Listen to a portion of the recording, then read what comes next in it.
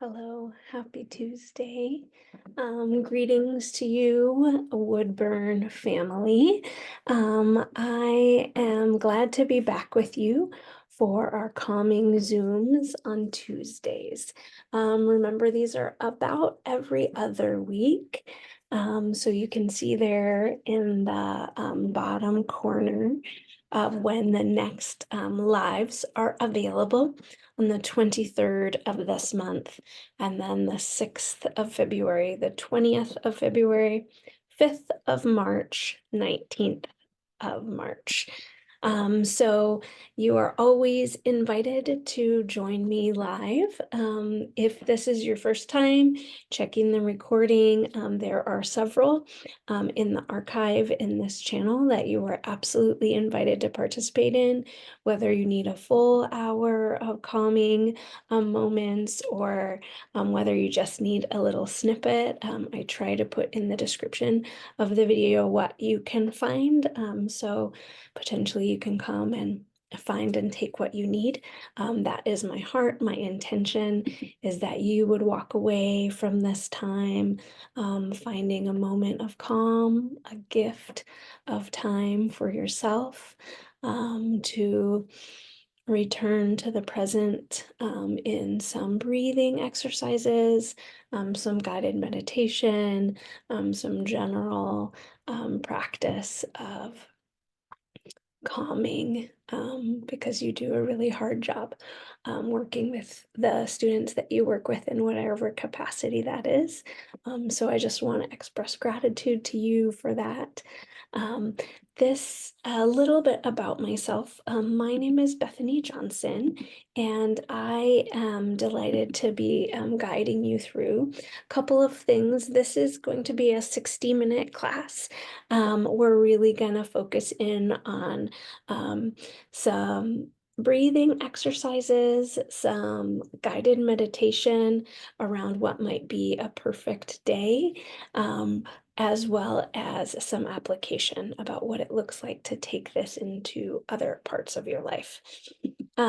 So my name is Bethany Johnson, and I am a certified health coach. I also come from education. I taught elementary school in Salem Kaiser for years. I'm currently an online PE teacher for Salem Kaiser. I also have the great joy of teaching a few art classes through this same grant program for Woodburn School District. I do those about once a month on Fridays.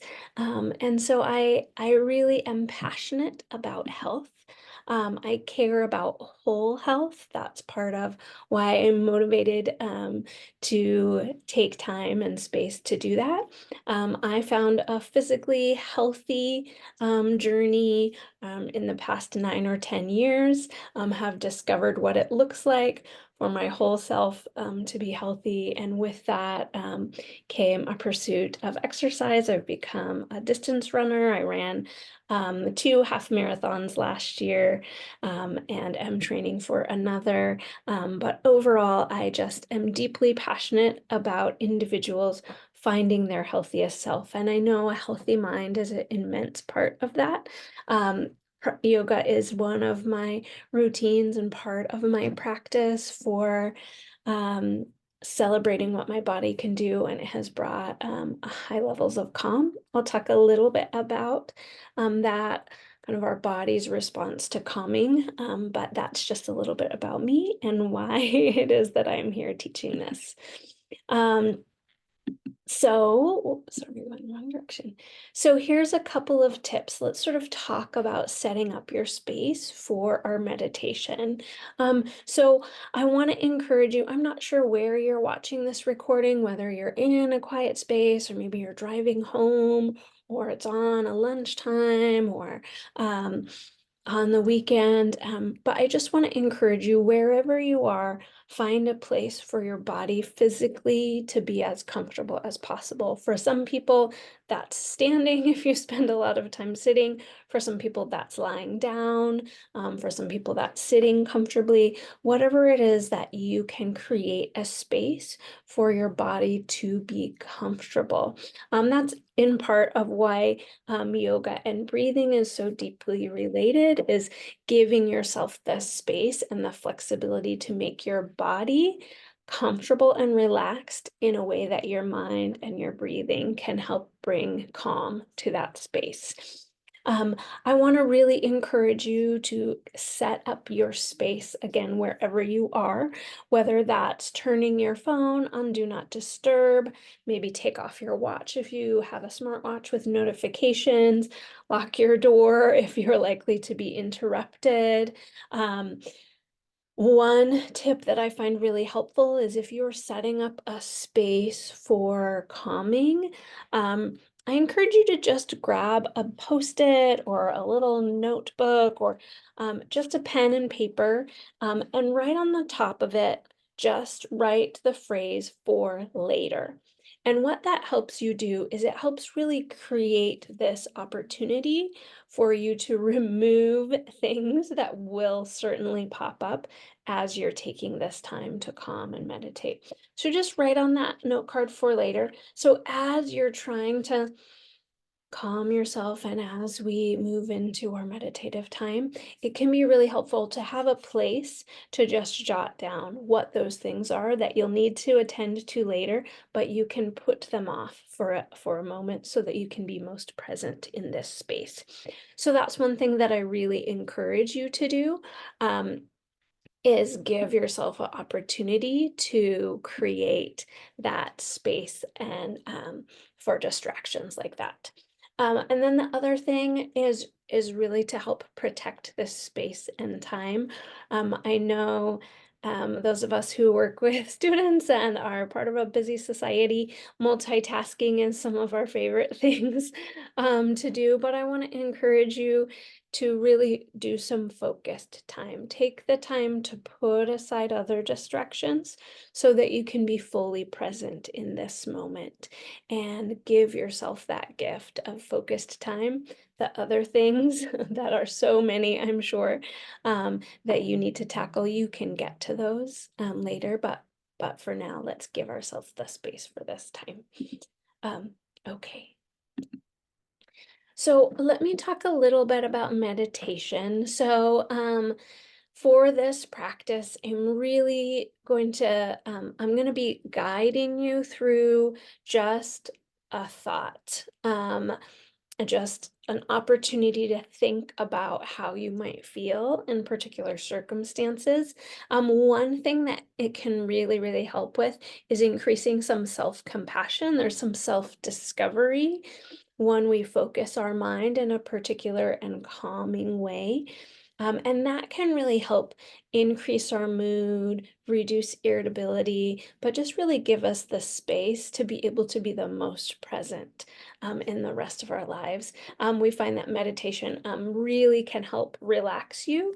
So if this is something that would be helpful to do before bed, that is something that I can recommend. We find it has a really positive impact. Um, okay, so we've sort of talked about this, but let me recap. Really coming to this with an open attitude, receiving the gift that focus will give you, finding a quiet location wherever that may be, depending on your lifestyle and the distractions that you may have. Comfortable body position, again, sitting, lying down. If this is something that you do while you're walking, that is absolutely okay. Again, really focusing on, okay, what does focused time look like? How can I focus my attention in a way that eliminates other distractions? Okay, I'm going to take a few moments to just think about our current reality. What are you currently feeling? So let's think.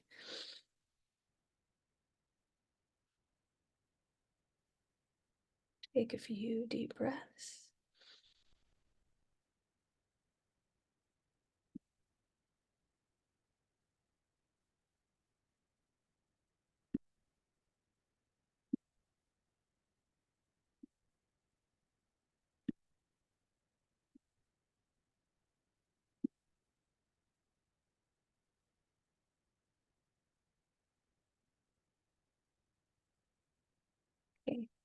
you just spend some time preparing and thinking about how might you be feeling right now. Some of you might be coming with calm, happiness. Perhaps this is a new practice and this is boredom.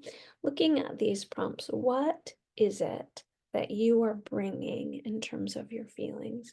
One thing I want to really encourage you, part of the learning I've done recently in the past couple of years, is for a long time I had the tendency to label emotions as good or bad. Um, the happy ones or the bad ones.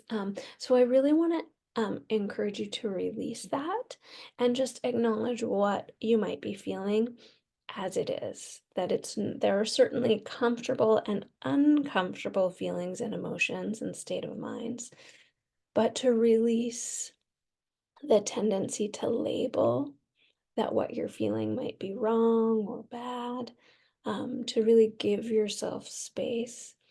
Every emotion that we experience just is.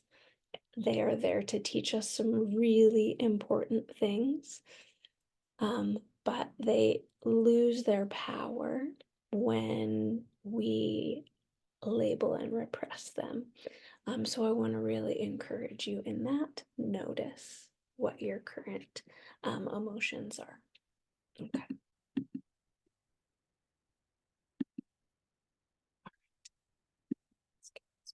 Okay. So here we go. I'm going to transition now into our meditation. I'm going to stop my share. If you're in a safe place and you can blink your eyes closed for this, I'm going to be walking you through some prompts. If you're in a space to journal, I would invite you to do that, kind of thinking through and reflecting on the prompts as I ask them. But if it serves you best to sit and listen, or like I said, if you're walking or you're running or anything like that, I just invite you to focus on that, and giving yourself the space to breathe naturally, get comfortable, even if there's some discomfort here, and then being able to allow your emotions the full attention, like we just talked about, and allowing them to pass you by, like watching them flowing down a river.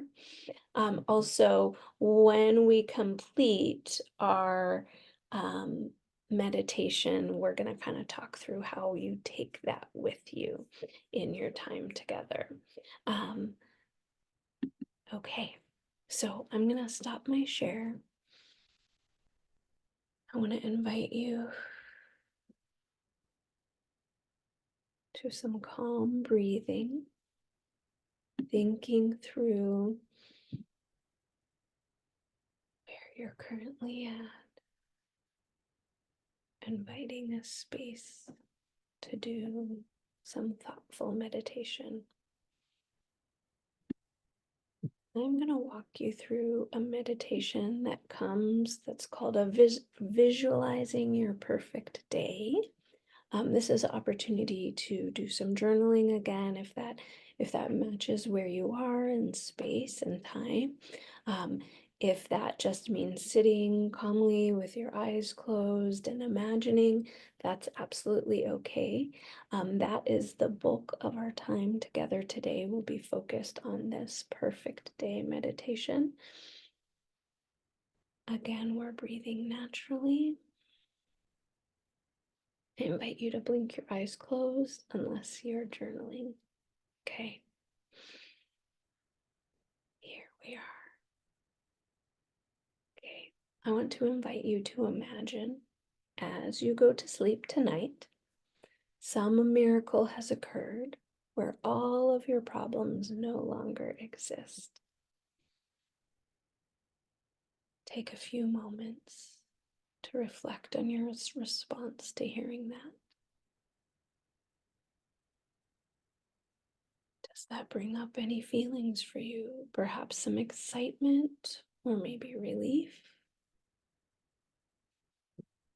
Maybe that feels scary or uncomfortable. There's no right or wrong to your response. You might just feel neutral, and that's okay too. Now let's imagine that tomorrow you wake up and you're about to have your perfect day. Let's talk through and think through what your perfect day would be. How would you wake up on your perfect day? Would you sleep in? Would you wake up alone? Would you wake up beside someone? Are you woken up by your alarm or birds chirping or the sun shining on your face? Are you waking up to see a sunrise? Where are you waking up on your perfect day? Maybe you're at a sacred, special place, part of your childhood or part of your family memories, cabin at the lake or a beach house or the mountains or an apartment in a city. Where do you choose to wake up on your perfect day? And how do you choose to wake up? Notice how you're feeling, imagining what it looks like to wake up in this way on your perfect day. Now I want to invite you to think about what your morning routine might involve for your perfect day. Will you start with breakfast? Maybe coffee on your own or with someone? Visualize each of the elements.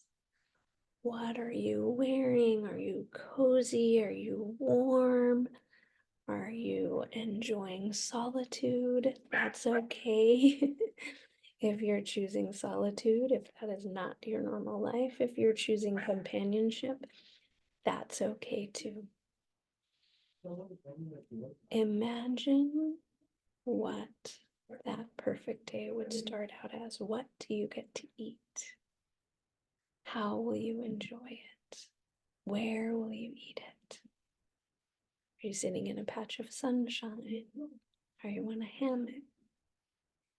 Is it raining? Is the sunshine out? Are you out on a boat? Thinking through where you would like to be on your perfect day. How is that helping you to feel? Now let's think through your plans for your perfect day. How would you like to spend your time? Again, it is entirely your choice about how your time is spent. It might be, again, a combination of solitude or companionship, small group or large group, high activities or low activities. You get to choose entirely what you would like to do. That is entirely your choice.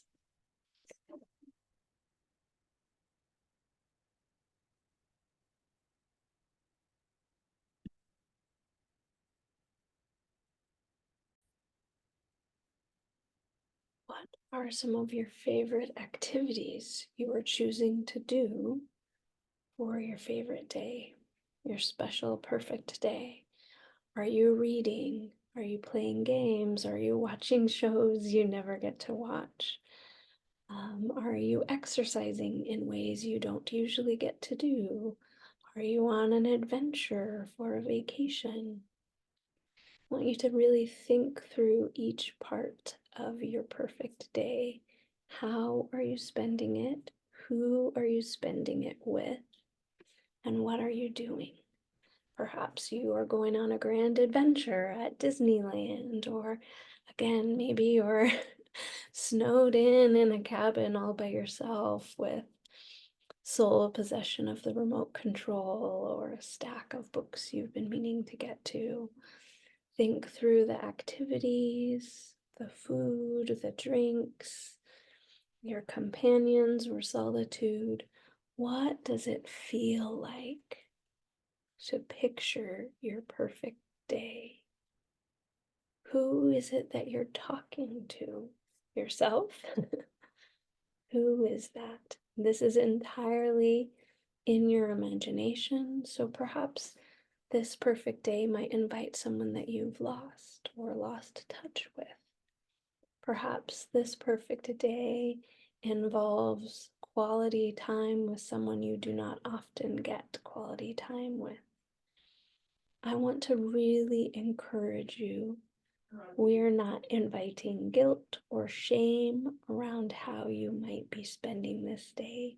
This is entirely your choice.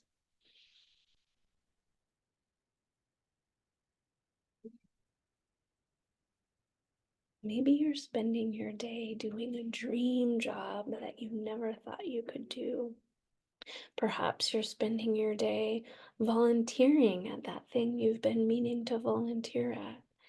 Maybe you're spending your day doing none of those things. You get to choose how you'd like to imagine spending your perfect day.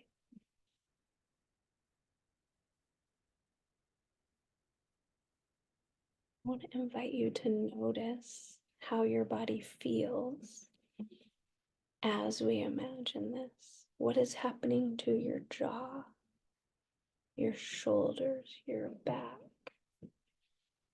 Perhaps your stomach. Is it removing some of the stress you might have been carrying in your body?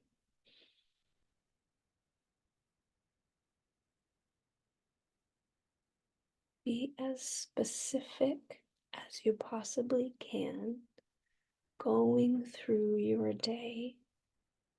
Again, imagine the food, the activities. Where are you throughout your day? Do you stay up late? Do you go to bed early? How is your evening spent? How do you prepare for sleep? Maybe a bath sounds delightful.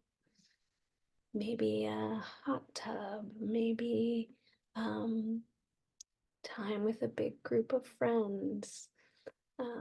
Maybe you create something with your time. What is your perfect day's activities all the way through? Morning, afternoon, evening, and into the night.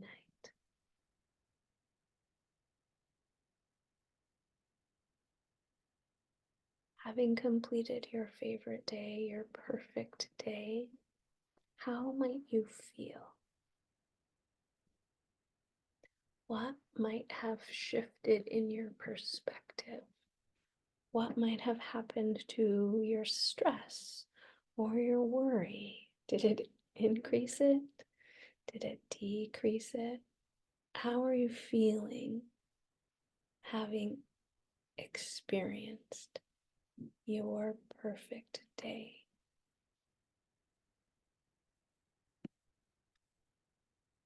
I hope for you that was lovely to imagine a perfect day, even if it was high levels of imagination and nowhere near your current reality. Taking 10 or 15 minutes to imagine an escape or an opportunity to step outside of our current reality and make space for what we need is a gift to our current reality. So I want to invite you to really reflect either in journaling or in thought. What elements of your perfect day brought you the most sense of calm or happiness or gratitude?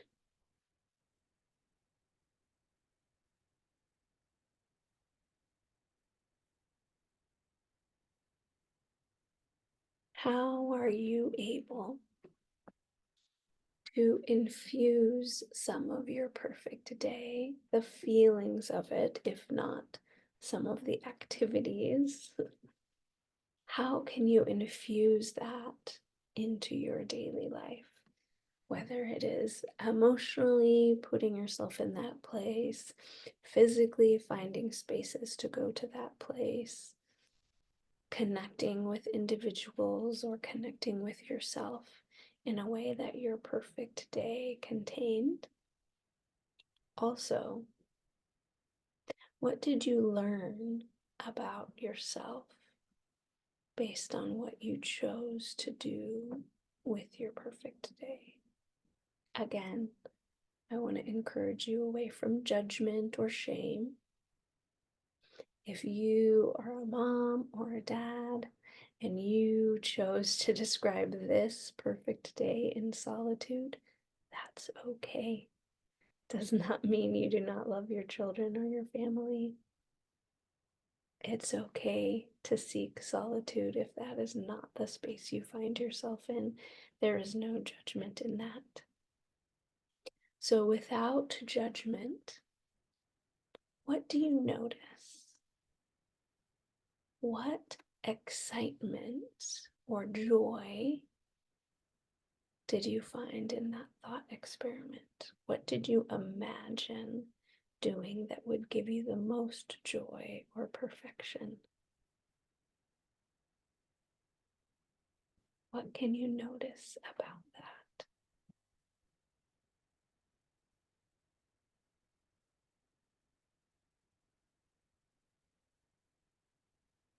And I want to invite you to find ways to welcome aspects of your perfect day into your everyday. For many of us, our perfect day probably did not occur in our everyday life.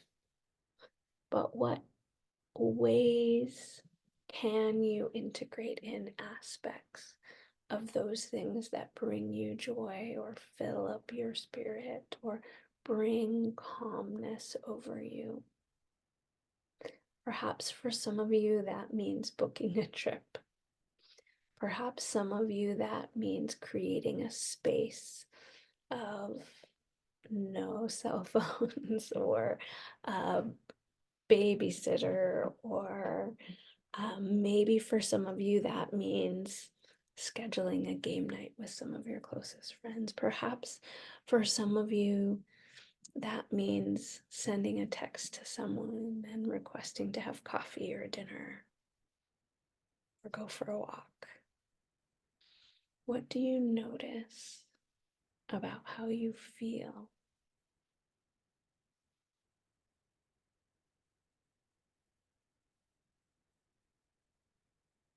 For so many of us, the reality of a perfect day is quite disconnected from our actual day. But what aspects can you find? Maybe taking 15 seconds to enjoy sunshine on your face,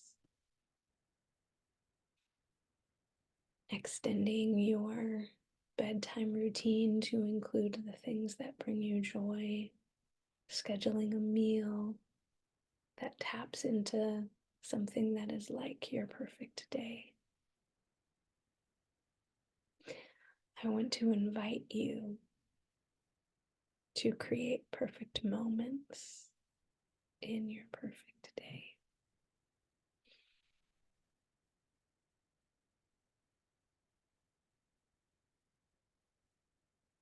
I know when I went through this meditation for the first time, I found it to be incredibly insightful for myself, very calming. I hope that you found that to be the case as well. Again, I want to invite you to welcome that in. Perhaps further journaling on that is something that your body needs. Maybe talking through with a trusted individual. I imagined what my perfect day is, and it had more of this and less of this. There might be something to process through or learn as you delve into that.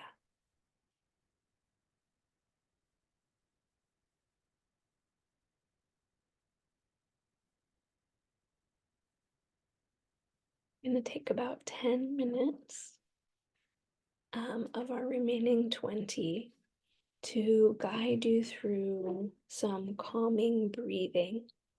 If that is something that you need, we would invite you to do that. If all you needed was the perfect day meditation, that is absolutely okay as well. And maybe you come back for your breathing practice another time. But I'm going to transition to our breathing practice. Okay. I'm going to start out by just inviting you to notice your natural breathing. I hope by now, 39 minutes into our calming time, your breathing is calmer than normal, but I want to really invite you to notice where your breath is. Is it in your up high in your shoulders? Is it full into your chest? Maybe it's deep into your belly. I want to invite you to notice where your breathing is occurring. And now I invite you to bring some mindfulness and follow my guide for our breathing. We're going to do a deep breathing where we hold at the top and the bottom of our breath. Remember, for some people, guided breathing can feel a little claustrophobic. Feels like, oh, I want to be able to be in control of my breathing, and that's an understandable response. I want to encourage you that you absolutely get to be in control of your own breathing during this time. But I want to invite you to try out something perhaps new for increasing some calming opportunities with our breathing. So I invite you, if it's safe for you to do so, to blink your eyes closed. And we're going to breathe in for 4 breaths. Breathe in, 1, 2, 3, 4. Hold, 2, 3. Breathe out, 1, 2, 3, 4. Again, breathe in, 4, 3, 2, 1. Pause, hold, and breathe out.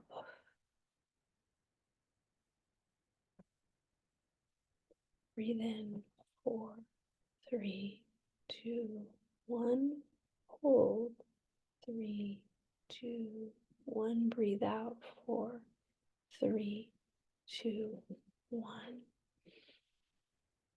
Something very helpful happens when we hold that breath up at the top of our, it really helps regulate our bodies.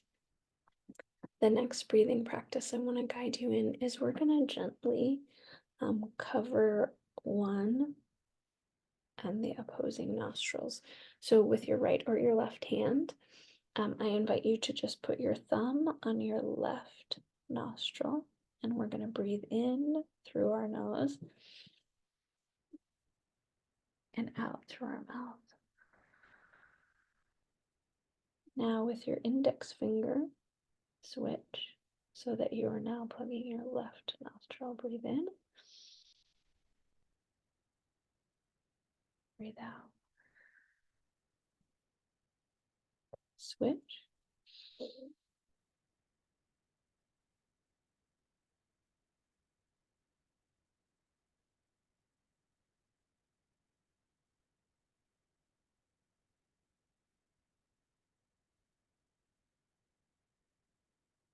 I invite you to do as deep of a breath as you can.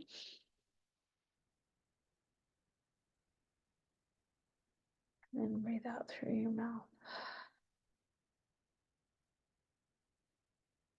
Breathe in, switch your hands.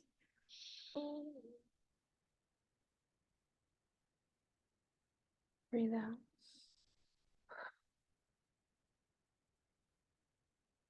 Breathe in.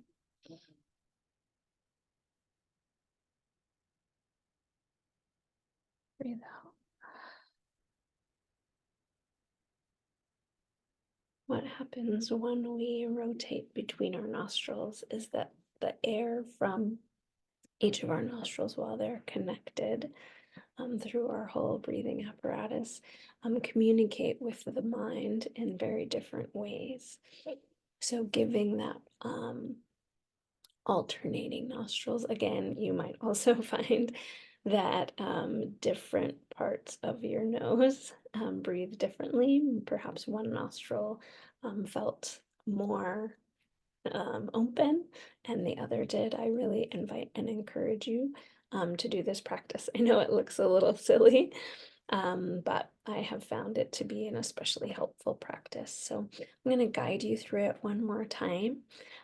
Again, I invite you to embrace the silly and really notice, pay attention. I notice when I do those sort of alternating breathing, I can really feel a difference in sort of the back of my throat and the back of my nasal passages there.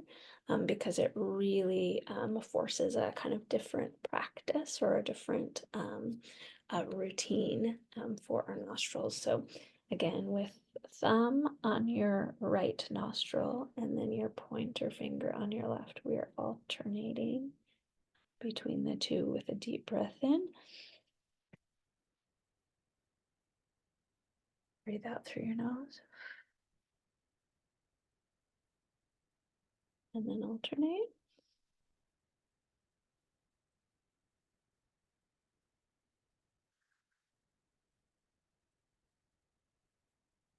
Right?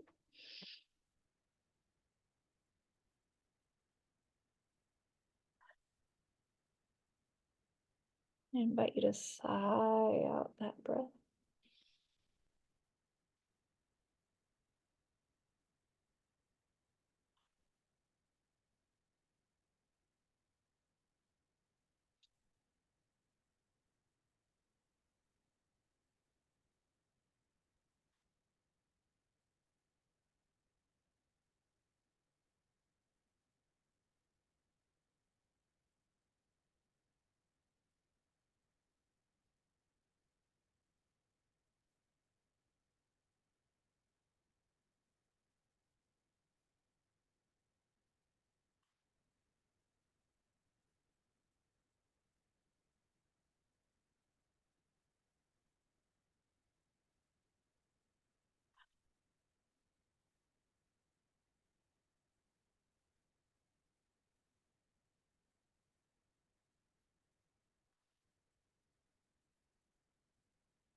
One more on either side.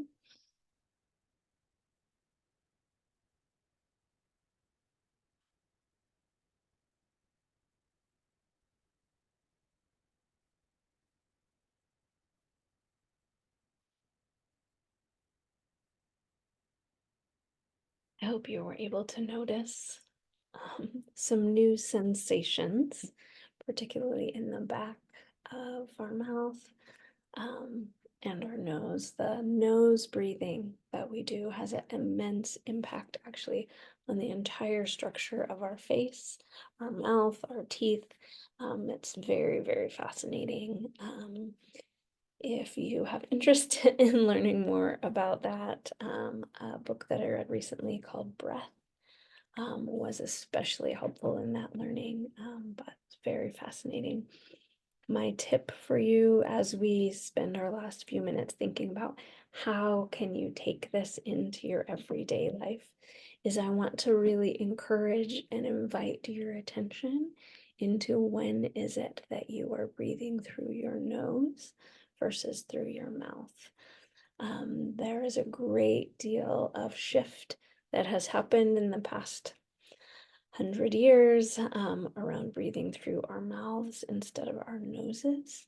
But the positive impact of nose breathing versus mouth breathing is extensively studied, researched, and supported intensively by ancient practice as well.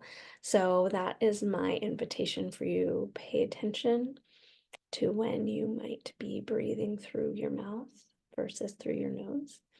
I invite you to focus on practicing more breathing through your nose as much as possible. And it is a practiced skill. It is muscles and structure that is increased. So if that is something that is a struggle for you, it can be made better with practice.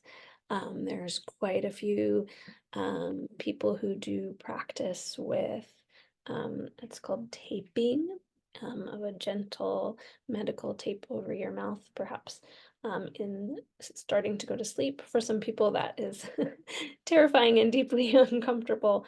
But the encouragement is training your body to do more breathing through our nose and less breathing through our mouth. Lots and lots and lots of reasons why that's good. Like I mentioned, the structure of our mouth and face is deeply shaped by the strength of our nasal passages, but also our nose does a much better job filtering through the germs and the toxins and the debris than our mouth does. So that practice is really helpful. And so I would encourage you to find ways to increase that as much as possible. So with that, our time is done. Let me share with you the dates for our live. So remember, this is every other Tuesday live. Our next one will be January 23rd. And then I upload the videos and they upload that same day. So you can, of course, subscribe to this channel, and that is also how you can find the upcoming recordings. So thank you so much. Wishing you a calm day.